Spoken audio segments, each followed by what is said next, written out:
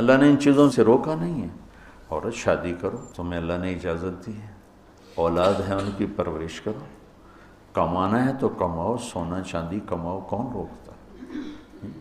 اور سواریاں اچھی رکھنی ہے تو رکھو. میرے نبی نے گدھے پر بھی سواری کی، خچر پر بھی کی، اونٹ پر بھی کی، اور اعلی نسل کے گھوڑوں پر بھی کی. تو آپ نے امت کے تمام طبقات کے لیے راستہ دکھا دیا. اسلام میں صرف غربت کا نمونہ نہیں، اسلام چپڑاسی سے لے کر بادشاہ تک کا نمونہ پیش کرتا ہے، اور زندگی کے ہر پہلو پر میرے نبی کا نور پڑ رہا ہے اور ان کی روشنی پڑ رہی ہے کہ بادشاہوں کو بھی اگر زندگی گزارنی ہے تو نبی کے طریقے کو دیکھیں گے. ایک دفعہ سعد بن عبادہ آپ کے لیے ایک جوڑا لائے کپڑوں کا، کہا جی آپ کو پہنانا ہے. آپ نے پوچھا کتنے کا ہے؟ فرمایا 27 اونٹ دے کے یہ جوڑا خریدا ہے. 27.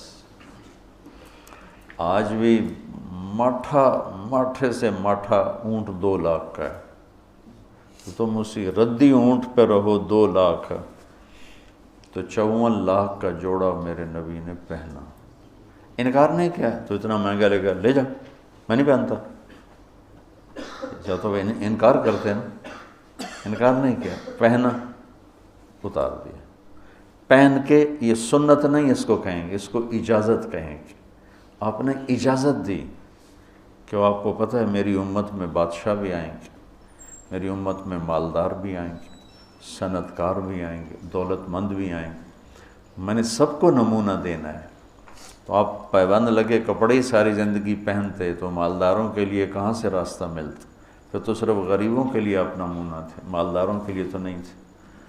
آپ اگر ساری زندگی گدھے پر ہی سوار کرتے تو لینڈ کروزر والے کو نمونہ کہاں سے ملتا؟ پراڈو والے کو نمونہ کہاں سے ملتا؟ مرسڈیز والے کو نمونہ کہاں سے ملتا؟ تو میرے نبی نے اعلی نسل کے گھوڑے، سجل، ثقب، سبحہ، ورد، یعصوب، یعبوب، یہ گھوڑوں کے نام ہیں جو خوبصورت. آپ کا ایک گھوڑا تھا ورد، ورد گلاب کے پھول کو کہتے کہ جیسے گلاب کا پھول سارے پھولوں میں نمایاں نظر آتا ہے، ایسے ہی وہ گھوڑا سارے گھوڑوں میں نمایاں نظر آتا تھا. سبحہ تیرنے کو کہتے ہیں، تو اس کا نام سبحہ تھا. جب وہ دوڑتا تھا تو لگتا تھا تیر رہا.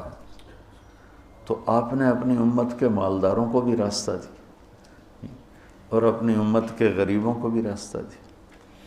ایک دفعہ سعد بن عبادہ، یا رسول اللہ آپ کی دعوت کرنی ہے. انہوں نے کہا کرو.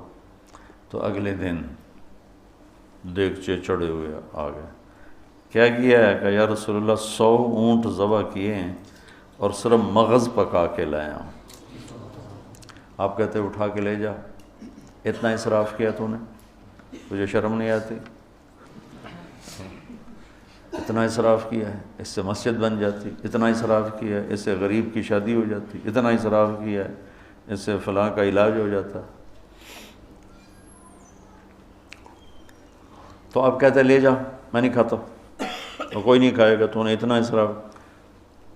یا رسول اللہ 100 اونٹ ذبح کر کے صرف مغز نکال کے پکایا ہے، آپ کو کھلانا تھا. میرے نبی کو تو 1 اونٹ کا مغز ہی کافی تھا، 100 کیوں ہیں؟ اور آپ کہہ رہے ہیں ٹھیک ہے. لیکن مالداروں کو اجازت دے دی بڑی دعوت کرنے کی، بڑا ولیمہ کرنے کی، بڑی ضیافت کرنے کی. اور 100 اونٹ آپ نے جو کا جل لے جاؤ، غریبوں سے کہا لے جاؤ. 100 اونٹ تقسیم کر دیے اور صرف اس کا مغز نکال کے آ کے اللہ کے نبی کو کھلائے. تو میرے نبی پاک صلی اللہ علیہ وسلم پہ قربان جاؤں. اب زندگی کے ہر خوبصورت پہلو پر آپ نور نبوت چمک رہا ہے، آفتاب نبوت چمک رہا ہے.